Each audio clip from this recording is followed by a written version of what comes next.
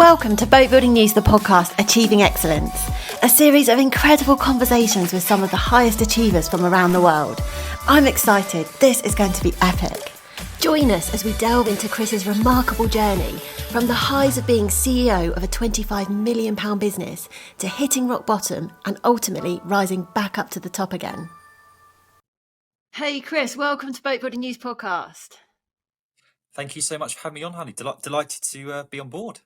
So I'm really excited because you've actually inspired me to take this podcast in a slightly different direction. So, everyone knows you don't build boats. But I was so desperate to have this conversation. I've actually created a whole new mini series focused purely on achieving excellence, which is amazing because it means I get to interview really inspiring people like yourself.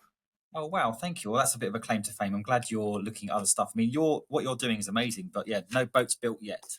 No boats built yet. There's still time. Yeah. I can recommend some good builders. Okay, we'll see how we get on. Yeah. So usually I go right back to the beginning, but do you know what? For this conversation, let's start at the present. So give yourself a little introduction. Who are you right now, and what is it that you do? Yeah, so I've got 25 years experience in recruitment, mainly building businesses. So right now I'm an NED business coach. I go into recruitment businesses mainly and advise them on how to scale, how to grow. Got my own podcast as well. I do loads of stuff on mental health, but I'm loving helping businesses grow at the moment. Okay, so now tell us a bit more about the journey. So how did you get to where you are now? Because you're obviously, being able to advise all those businesses, you became an expert in what you do, and ultimately you achieved excellence. But how did it all start, and how did we get to here? Sure. So 25 years ago, I'm 46 now, I walked into a business called S3, which is a massive recruitment business with 5,000 consultants in it across 20 countries, and £1.3 billion business. Back then I was 21, shy. I had quite an abusive and difficult childhood. So I walked into this very, very hardcore environment. The people there had like ties wider than their suits themselves, all driving Ferraris, standing up. And ordinarily, I just thought this wouldn't be for me. But for some reason, I took to it like a duck to water. I was working for one of their brands, became their UK top biller, then became their worldwide top biller, and then became the group's worldwide top biller across all consultants. I was billing £1 million a year and just took to recruitment like a duck to water. Over 5 years, made them 15 million quid with my team. Wow. Left there, set up my own business in 2003, got that to 100 people, three offices, 30 million pound annual turnover, 14 industry awards. I was Southwest Entrepreneur of the Year, won awards, had lunch with Richard Branson 3 times in a row, and everything was absolutely flying. And Amazing. then my business partner walked in one day and said he didn't want to do it anymore. Wow. So that must have been quite a shock. It was actually. It was a real shock. So I had to find a buyer really quickly. I couldn't afford to buy him out, so I did a private equity deal. Mm-hmm. And unfortunately, that outcome didn't transpire as good as it could. And in the space of like 2 years, I lost pretty much 25 million quid, lost 7 houses, got divorced, lost access to my children, 3 suicide attempts, and my whole world just came absolutely crashing down. And it was just the darkest moment of my life. So I went from kind of like pretty exposed, very successful CEO to kind of like, I was dead on my feet and just wanted to like you've rushed through all of that, but actually what you're actually saying is quite significant because you kind of rattled off all the figures, which everyone that's successful in recruitment knows their numbers. So you can always tell someone that's top of their game in recruitment because they know their numbers with no hesitation. So you rattled through some incredible numbers. Like anyone not from the recruitment world, like those are hard targets to hit. Like so you rattled through those and all the awards that you won, and actually got yourself to the absolute top of the recruitment game, which is a competitive world, isn't it? It really is. Yeah. What a height to then fall from in such a short space of time. Yeah, I mean, it was literally like night and day, and it took me kind of 3 or 4 years to come back from that. I remember one time I was actually in a pub locking actually in Windsor, and it was about 6 months after kind of not seeing my son because the whole world came crashing down. I wasn't able to see him, and it was just the worst feeling. I can't really describe it. I felt so vacant. My whole purpose had been destroyed. I didn't know who I was, didn't know where I was Mm. going, and I just felt bereft of life. And it was, and it now I see it as a blessing in and that experience has really taught me a lot of. I was resilient anyway. You have to be resilient to build a recruitment business like Yeah, that. you're But telling me. it kind of so what I did was I then sort of eventually got myself back on my feet, moved out of the family home, kind of got an Airbnb, and kind of like literally had to start my whole life again. And then Yeah. I came onto LinkedIn about 3 years ago.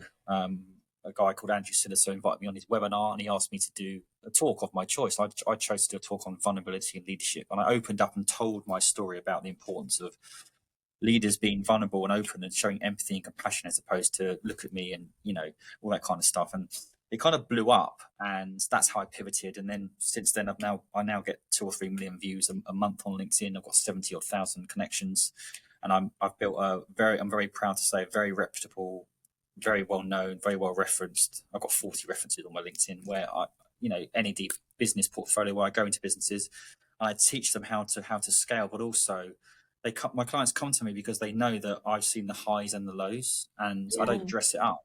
I'm just myself. So if you ask me what my proudest moment is, I mean, there's so many achievements there, but I think the bounce back to come back from where I was to where I am now is something I'm really proud of.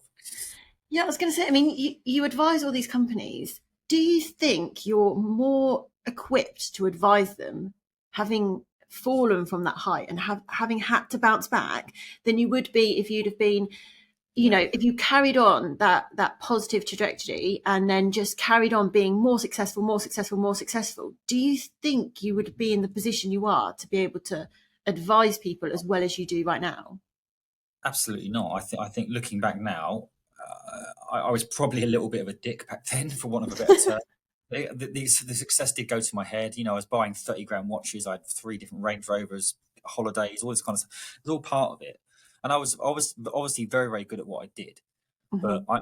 if I carried on in that same vein, I would have had some sort of car crash anyway. But I think what I've learned from that is that the main reason why businesses don't grow is because of ego, is because the leaders are either too scared to get advice or too afraid to admit their fault. So I can spot that within a 5 or 10 minute conversation usually, and I tune into it and I say, look, you're speaking to someone who's been there. Don't try and kid me.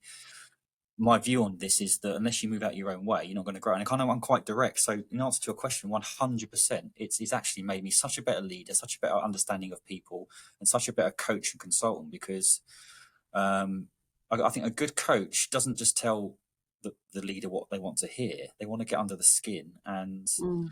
also, the whole mental health thing. I'm a mental health first aider as well. I've had my own mental health challenges, which I'm not afraid to admit. And I think everyone's got mental health. And I think I like to tap into the human side of the person as well. So I can go into any business and do all the operational stuff, all the marketing, all the branding, all the business development, all the operational stuff, all that kind Yeah. of stuff.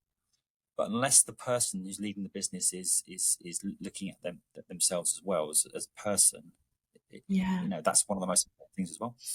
And do you think it's that, where you can be quite honest with yourself, because you're quite an open and honest person. You talk Yeah. about, your mental health struggles, you talk about emotion, and you talk about the bad stuff as well as the good times. And do you think that because you go in so honest and so blunt and such an open book, does that then reciprocated from the leaders and they start to open up, or are they still quite resistant to that? Yeah, I think how I do it is, I do a very sort of intense discovery session. If I feel quite early on during that engagement they aren't doing that, then I would be honest with them.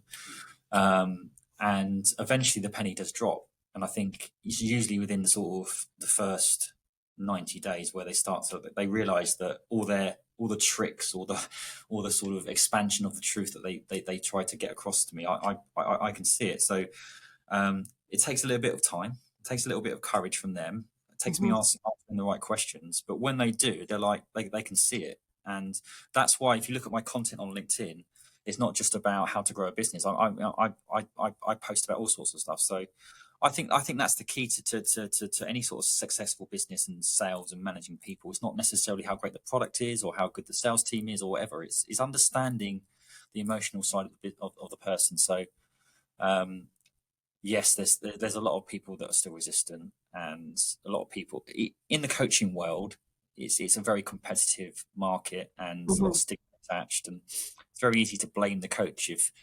But I always say that you can take the horse to water, but ultimately I can do and say all the right things. The person's got to do it themselves. It's down to them to do it. To do it. Well, you're not going to be by their side forever. They've got to continue those changes that they make whilst you're there when you're not there, Yeah, haven't they? Otherwise, they'll go straight back to square one.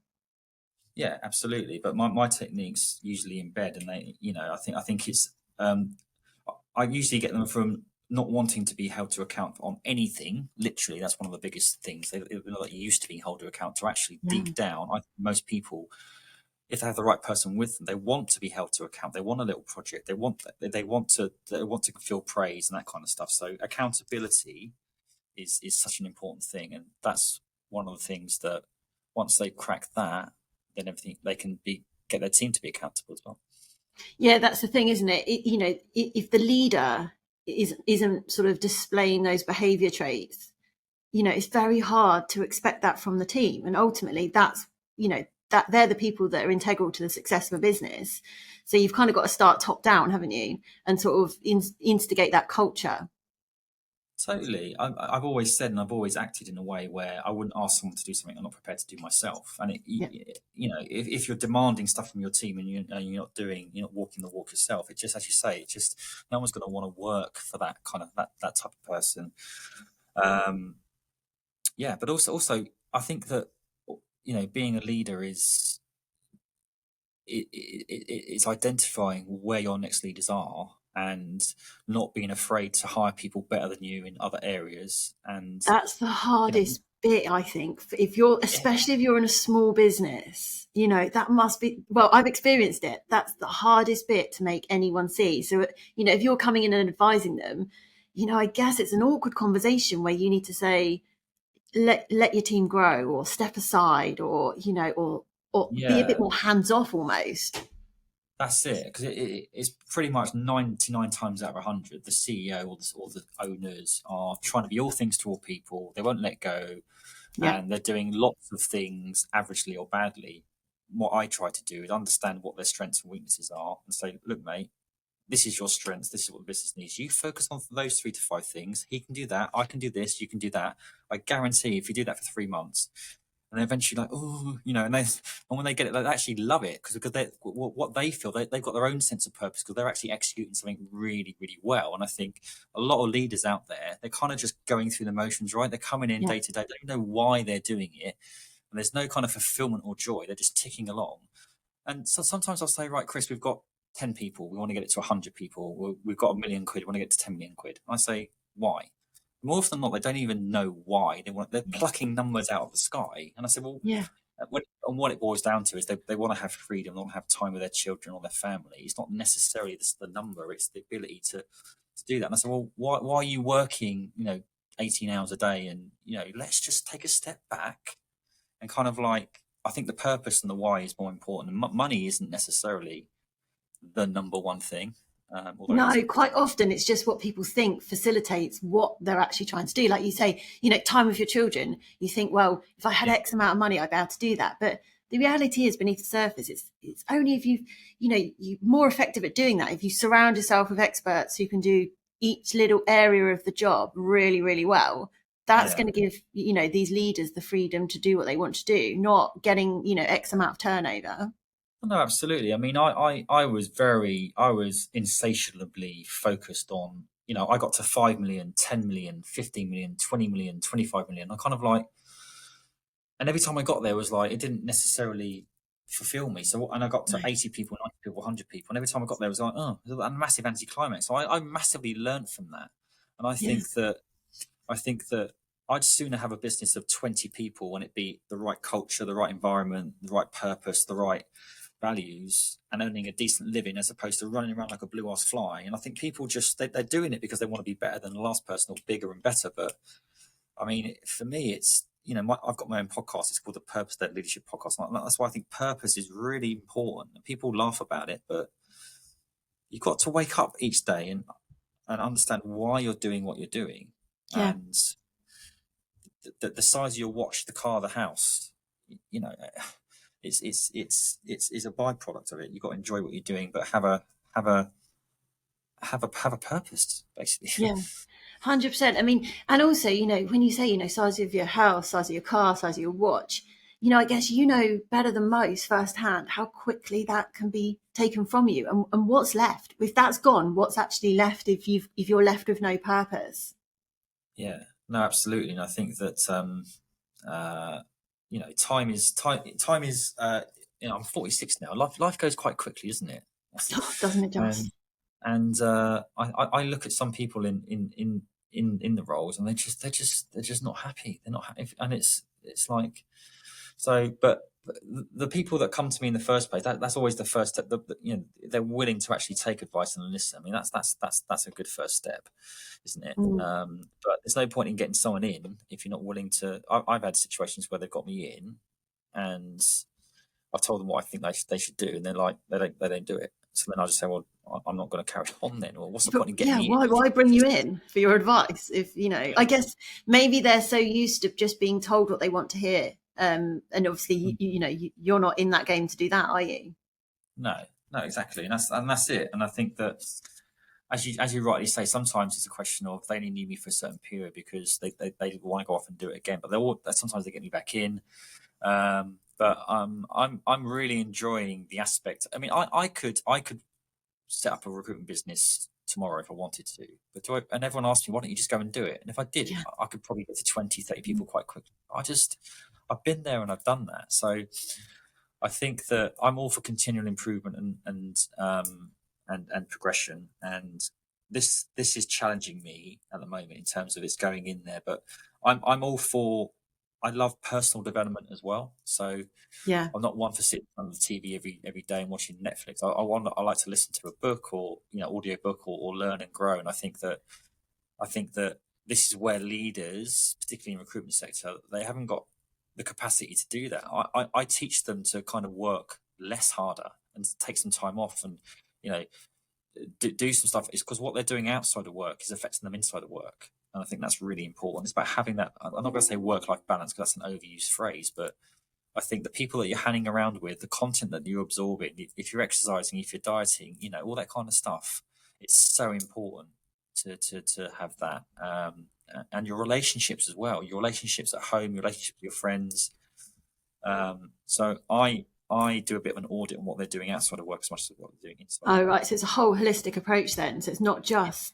So it's almost like a life coach as well as a business coach all rolled into one. Well, yeah, life coach has got a bad name in there or whatever. So You're right, but you know what I mean.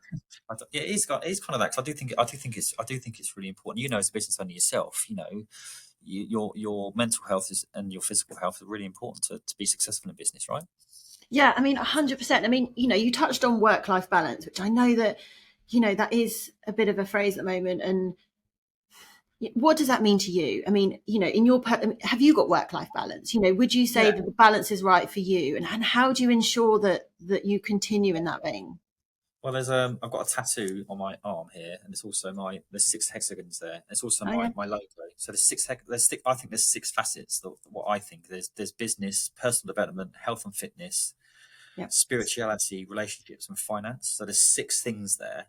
So what I'm trying to say is that if your business is going really well, it doesn't necessarily mean that your relationships are. And if you've got bad relationships, it can affect your business. So what I try to do is kind of, if I feel I need to be more focused on my exercise and my personal development and take a step back from the business, I need to do that. So I think it's just looking at all facets, because where I went wrong, I put 99.9% of my time, effort, and energy into my business when I was back then, multi-millionaire at 26. And I lost relationships. My personal life was absolutely terrible. Really? So now, when I'm doing more personal development, more health and fitness, looking at my relationships and being spiritual, I find I can go into businesses and execute so much better. So I've got a company got like 11 or 12 clients now. So I'm effectively running 12 different businesses. People say, how do you find the time? Yeah, It's because I I work on myself. So when I'm in the zone of a 2 or 3 hour meeting, I can execute really, really well. And I think a lot of people can learn from that. Sometimes you have meetings for meeting's sake, or you can be so into your business, you're not actually effective. Yeah, no, that's absolutely right. But I mean, it's tough, isn't it? Because there's this vibe of trying to get the work-life balance, and everyone strives for that, especially, I find, looking at the younger generation coming into the workplace, that's top priority for them, work-life balance. But Yeah, then you've got, people who are, entrepreneurial, trying to start their own businesses, trying to do their own thing, or trying to get something off the ground, or founders of companies, and that there is a bit of a hustle culture, isn't there? yeah, Which essentially I don't necessarily think is unhealthy.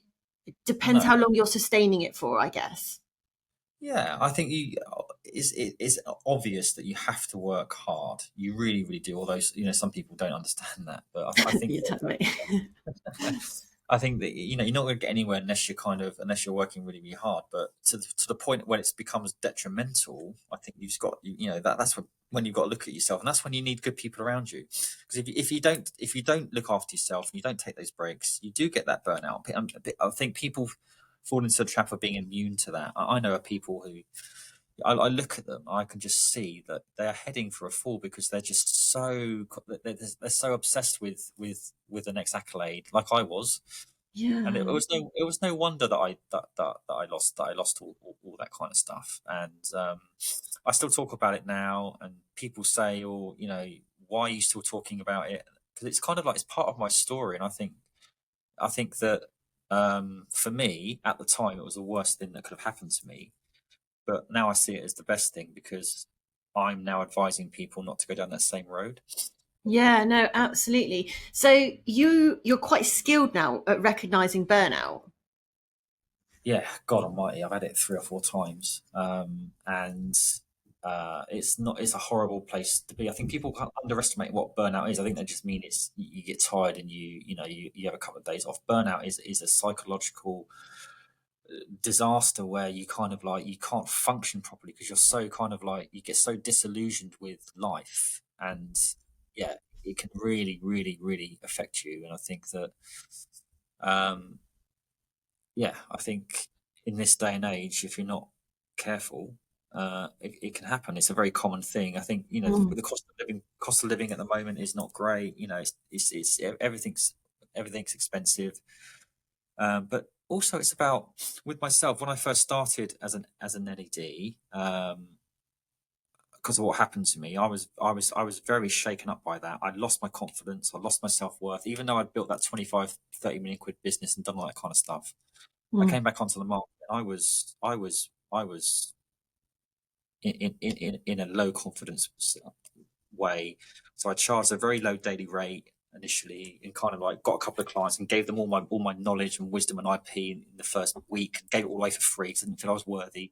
And I started to do well with it. Then I put my prices up once, put my prices up twice, put my prices up 3 times, and now people just come to me and they pay me upfront because they know my value. So that it's been a journey. So I think where am I going with that? I think that it's all about self-worth. So if you believe in yourself and you're doing a good thing, you can charge the right money and don't sell yourself short. Don't offer that discount at the start. And it's people, the right clients will pay the right money, so you don't have to burn yourself out. So for me, I've got a VA, I've got a small marketing team. I go to the gym when I want. I work when I want, when I like. Sometimes I have intense days, sometimes I don't. And you can't put a price on the life that I've got in terms of like the flexibility. And I think I wouldn't swap this life for me running a £100 million business or 100-person business again, because I just don't think you can put a price on your freedom, your ability to kind of choose when you want to work. And that doesn't happen overnight. I know people haven't got that luxury, but Mm. for me, that's success.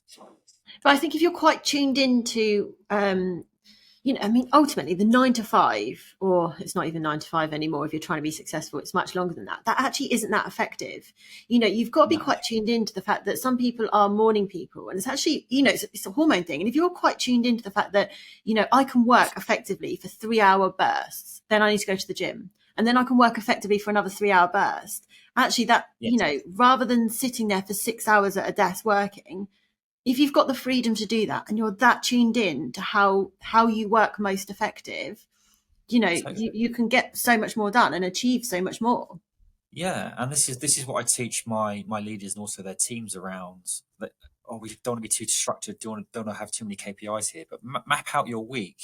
If a 2 hour, if you've got a project, put it into that 2 hour slot. Focus on it. You actually get more done, and Mm. then go and do the gym. So plan your day, plan your week. Put your gym in the diary. Put your walk with the family in the diary, and then put the work thing in the diary. And then what I found is, don't blur the lines. What I used to do was kind of like try to work and then deal with my kids and all do it at the same time. So my kids suffered, my work suffered, and everything Yeah. else suffered. Where, no, this is my workout time. This is my time with my kids. This is the time when I'm doing my thing.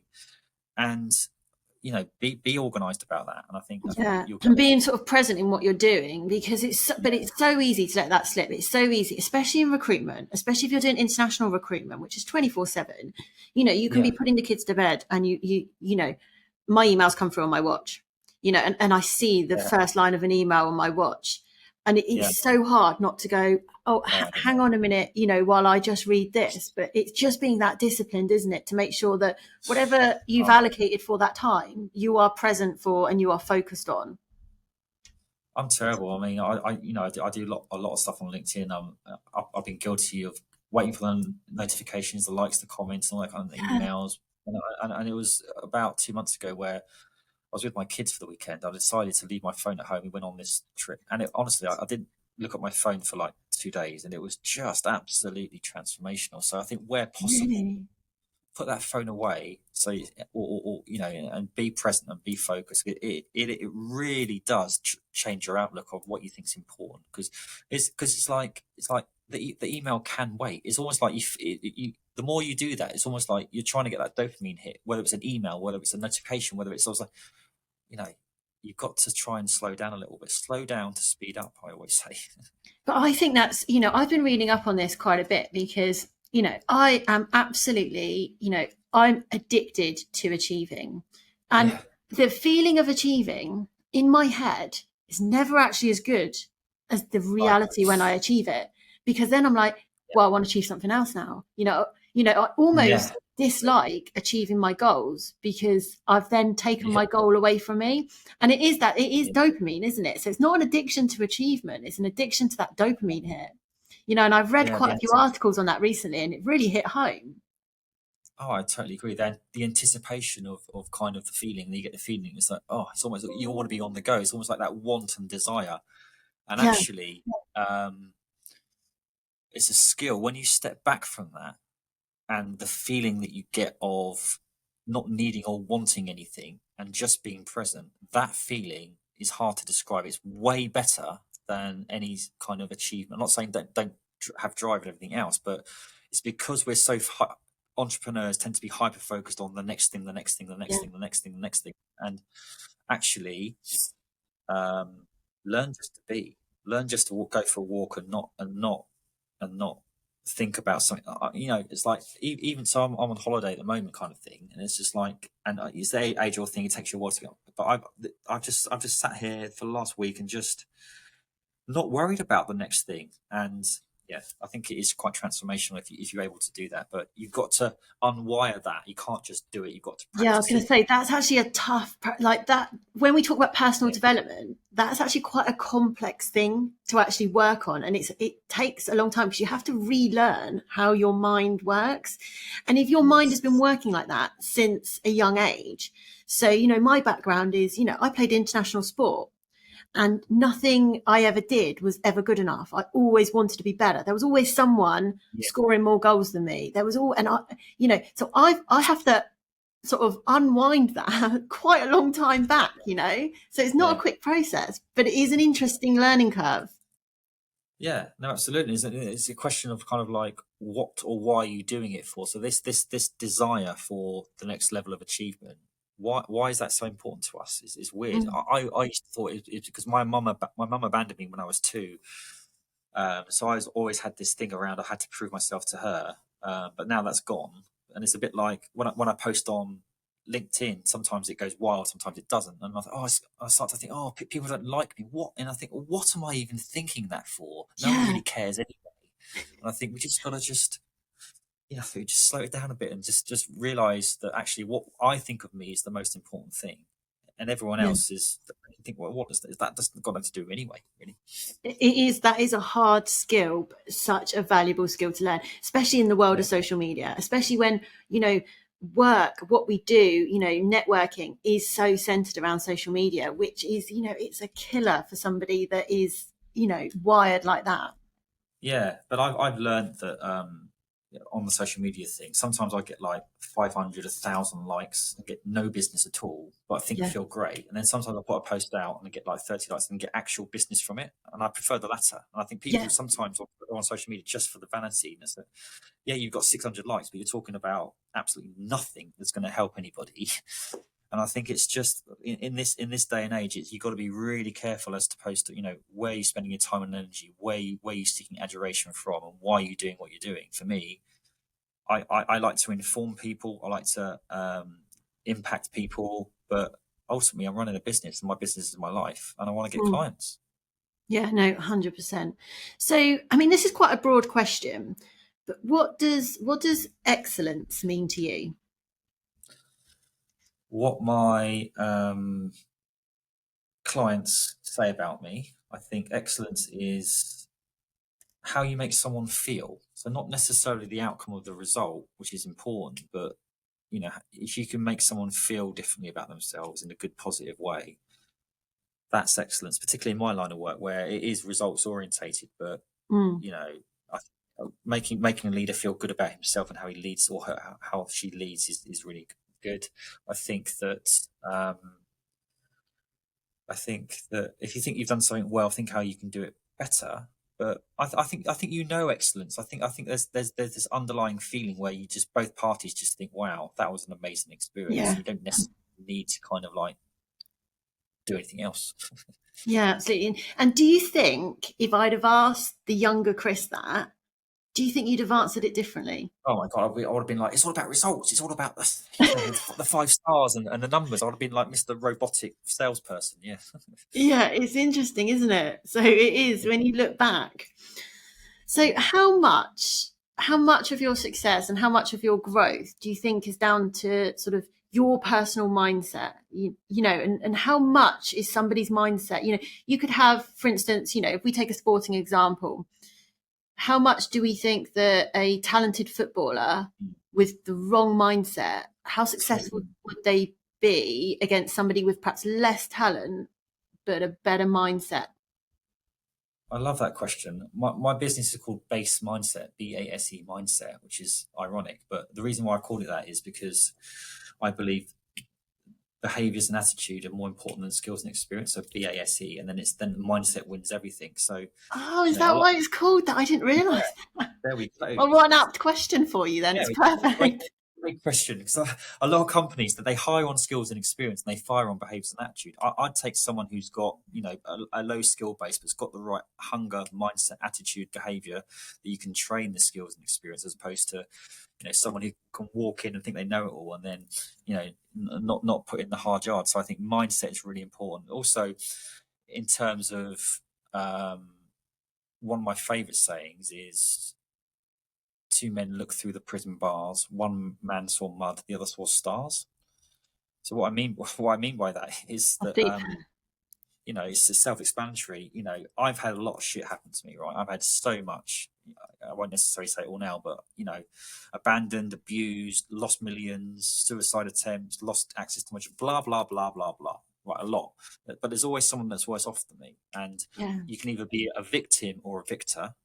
And I do think you get a choice. I do think that where the biggest wounds and the biggest darkness I've had is where the biggest light and the biggest inspiration has come. So mindset, resilience, how you respond. I think I don't necessarily believe in God, but I am a very spiritual person. I do believe that you are rewarded on how you respond to things, to situations. I also think that the adversity you're given is a Mhm. test, a gift, and it's a sign that actually, if you do the right things, good things can come. So, in answer to your question, mindset is the number one thing. I think yes. Yeah, it's really similar actually. At home on my wall, I've got a quote that says, "Only in the darkness can you see the stars." So it's a really Absolutely. similar kind of, yeah, and it's a really important quote for me. So when I went through quite a tough time, we lost a little boy.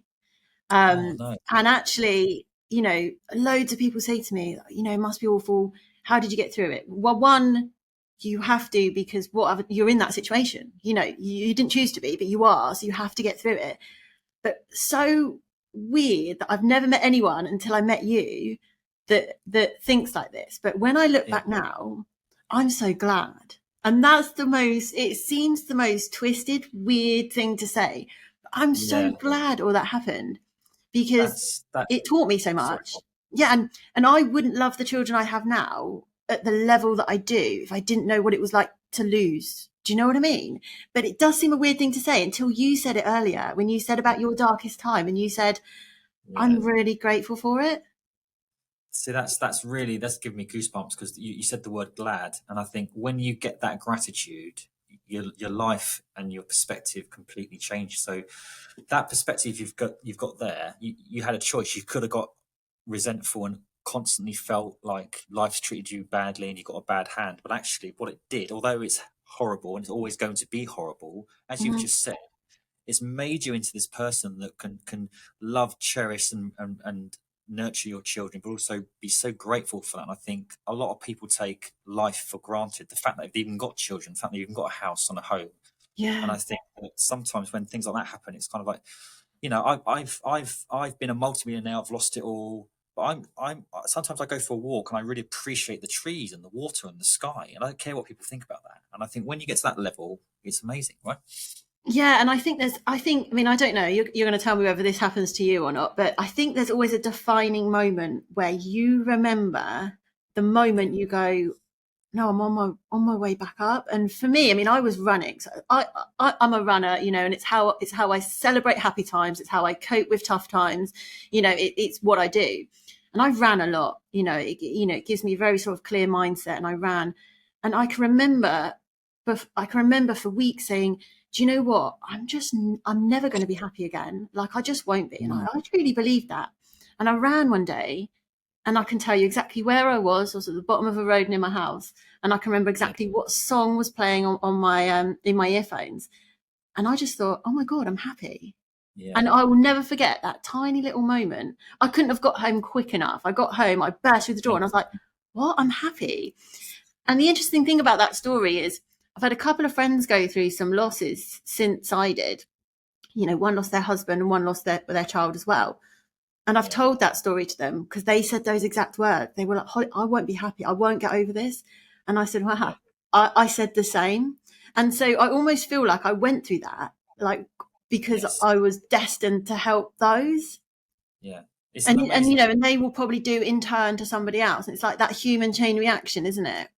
Yeah. So, I mean, I know you're asking me the questions, but do you believe in spirituality then in that regard? Oh, 100%. So I actually got really, really hooked on spirituality and studying it. I actually did an ethics of religion qualification, and I am not religious in any No, way, but it no. actually led me to do quite a lot of my own research, into atheist spirituality and Yeah, actually what it means. And so my children, for instance, they're not christened, but we had a spiritual humanist service sort of naming ceremony for them because yeah.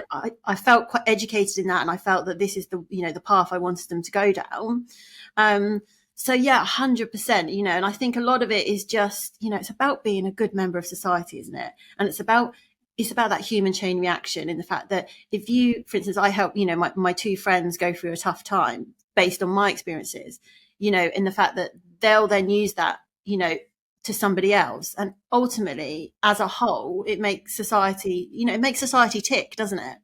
I think so. It's absolutely, and well done, and congratulations on that. It's a good feeling, but I think it's about trying to look at life and people with through a lens of love, even Mm. if they're being derogatory or horrible or vindictive. It's kind of like I try to look at them. I try not to judge them. I look at them with a lens of love and think, well, if they're doing that, they must be in a lot of pain. And I think when you start doing that, it makes it a little bit easier to understand the things a little bit. I think.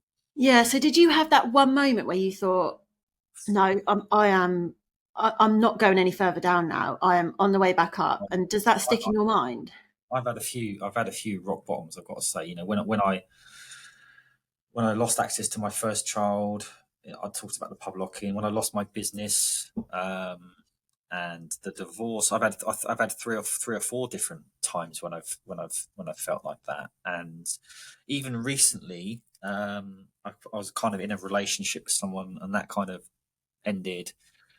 And for like a couple of days, I like little, maybe a bit longer actually. Literally, even though I'm a 46-year-old man, like my whole what I felt, and I just thought, hang on a second, what can I learn from this? So every time there's going to be times when other stuff like that happens. So I'm much more equipped now. I almost kind of like embrace when I'm feeling like I've been rejected or anxious or nervous or depressed sometimes. And I do, and I kind of Mm. like, I embrace that feeling and I say to myself, look, this is obviously a lesson, some good stuff coming out of it. So I don't let myself go down that rabbit hole. I kind of like, oh, actually, I don't say I enjoy it, but No, I'm present with it. I think where people go wrong is they get those feelings of shame, guilt, anxious, depression.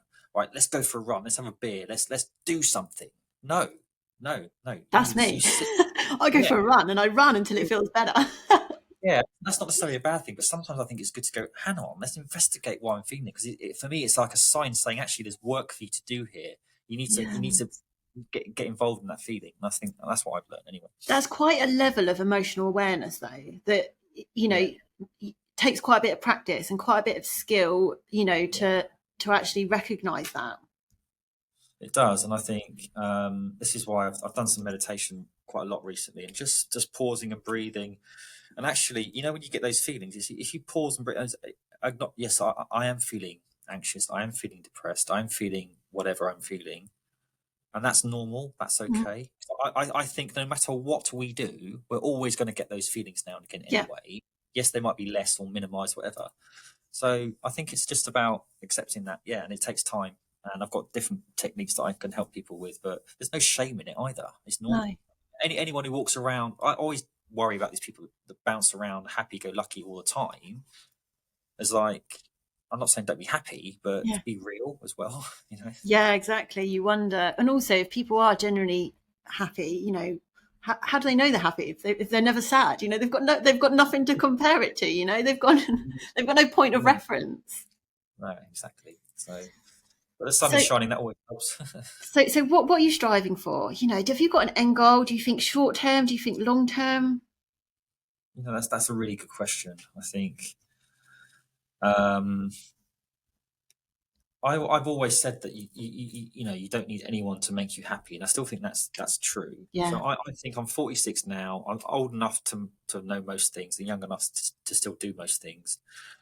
I'm very happy and content in myself. I'm happy with my business. I want to grow my NED business to start. I've got some equity in some of those businesses to help them sell, and so I've got some wealth creation stuff there. Mm. But I think ultimately is to become really well known or renowned in what I'm doing, even more so. But to share my life with somebody, now that sounds a bit, oh, he just wants a relationship. But to me, that's important to me. Um, but just to keep having impact on people and changing people's lives and how they feel, and um, yeah, having a positive impact on people's lives, I think. And I think if you do that, the money and all the other stuff comes along the way as well. Yeah, I was going to say, in a lot of what you say right now, it's about other people, impacting other people, how other people feel. Nothing's materialistic. You don't say, oh, it's tangible or anything like that. And, this is my measurable goal. So it must be quite hard to know when you've achieved that, because you're always going to be striving for that because actually the Yeah. goals you have aren't overly measurable, are they?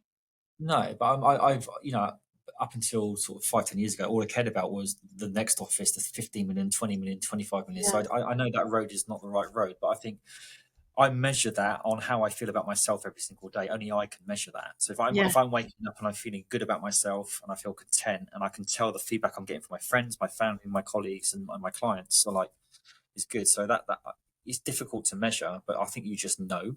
I think Yeah. you just know. But there's a whole world out there, isn't there? I mean, I'm so excited about the whole spirituality thing, and I do I do believe that you know, it's what we think the world is not what it actually is.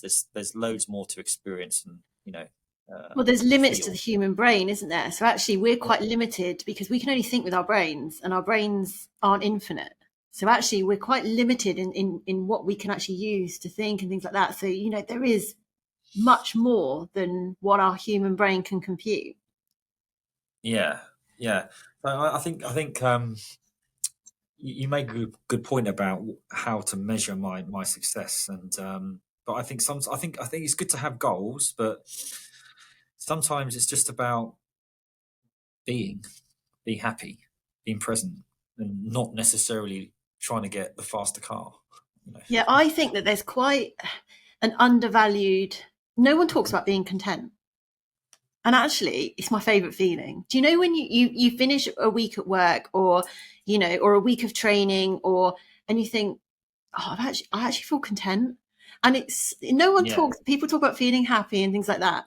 But content is my favorite feeling. Like, and I don't get it very often because you know, I'm very much a what next, you know, yeah. mindset. But there are a few I, occasions where I think I feel content, and it's a moment of peace, and I love it.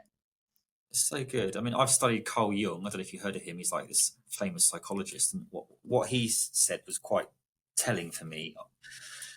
We could view life like an American football field where you've got an end zone on one end and an end zone on the other end. And what Yeah, one end zone is where everything's flying, you're happy, you're delirious, you've got success in every aspect. The other end zone is darkness, depression, really difficult times. And you don't really want to be in either for too long, because if you're in that really high place, you're going to come crashing down anyway, yeah. and you get too cocky. And if you're in the other place, that nothing's ever permanent. So try to be in the kind of the middle bit where you've got a little, and you're kind of moving, because I think that you can be too arrogant and let it go, or you can be too down and let it go. So that, for me, that's contentment. Just go with the flow a little bit. I'm not saying don't ever feel elation, but nothing ever lasts anyway. So that's my idea of contentment anyway.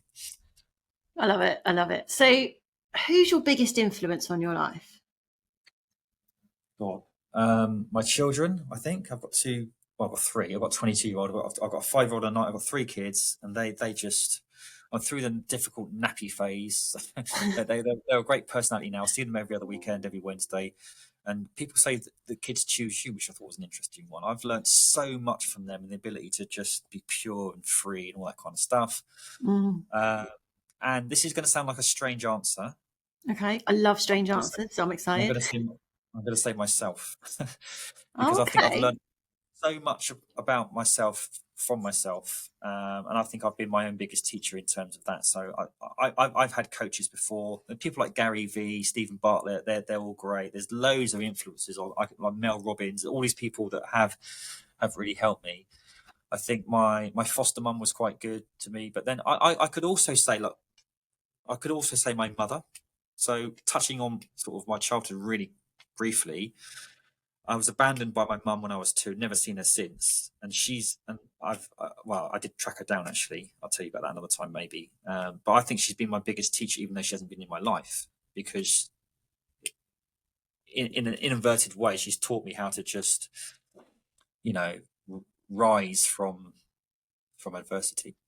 Yeah. Oh my goodness. It's not a strange answer. That's a strong answer, and it's an honest one, you know. So thank you for that. No So worries. if younger Chris walked into this podcast right now, what would you say to him? I say to him, "I love you," actually, because I was never really told that. Oh, Um, wow. you're okay. I'd give him a cuddle and reassure him that I think he's the most amazing person alive. And I'd nurture him and mother him and father him, because I'd never had that myself. So I would just say Wow. how proud I am of him, and tell him to go for it. Oh, that's actually a really, you know, that's actually a really loving, positive message, you know. Whereas I think if somebody asked me that question, I think I'd, you know, be like, don't do this, don't do that, don't make that mistake. Well, there's all that as well, but your mistakes can be your successes as well, because the biggest learns, aren't they? Well, yeah, do you know, I was listening to So on my morning run, I always listen to a podcast. And this morning I was listening to the founder of lastminute.com. And he was talking about I can't remember the actual games company, a gaming company, one of the largest in the world. I think they made Clash of Clans or something. And he was saying that every time one of their games fails, which is actually they've got quite a high failure rate in the gaming industry. Every time one of their games fails, doesn't get the investment or gets dropped by the software developers or anything like that, they have failure parties and they celebrate the failure. And the person in charge of the game or in charge of the concept celebrates that failure. They all drink champagne and then they stand up and they have to present to the company why they're proud of that failure and what they learned from it. And I just think that it's just such a backwards concept, but it's genius. Yeah, it's a difficult one because people will think, well, what, you just a bit like the recognition medals where you finish 9th and you get a medal. It's not like that. It's understanding that failure is actually a step towards the next success. Yeah, and it's a lesson you take that gets you closer to that next success or the success that you're ultimately after, isn't it? Definitely. So the final question that we ask everyone, what one quote do you strive to live by, and something that motivates you every day? Well, I think that there's quite a few things like "this too shall pass." I've talked about the two men look through the prison bars, one man saw mud, one man saw stars is quite good. But I saw one a couple of days ago. If I try and remember it, it really hit me. It said, "We are not human beings having a spiritual experience. We are spiritual beings having a human experience." And that really hit me. That really hit me hard. So take from that what you will. I absolutely love that. So thank you. Thanks for bringing that quote into my life. I love it. I'm going to use that. There we go. You're welcome. Thank you so much for this conversation, Chris. I've learned so much. You've inspired me. You've motivated me, and it was thought provoking, and above all, it was honest. So thank you so much, and I can't wait to catch up with you soon. Oh, I'm delighted. Thank you so much for having me on the show. I really enjoyed it. Thank you. See you soon. Cheers. I really hope you've enjoyed this episode. If you have, then it would be awesome if you could leave a rating or a review. Don't forget to subscribe so you can listen to us again. See you soon.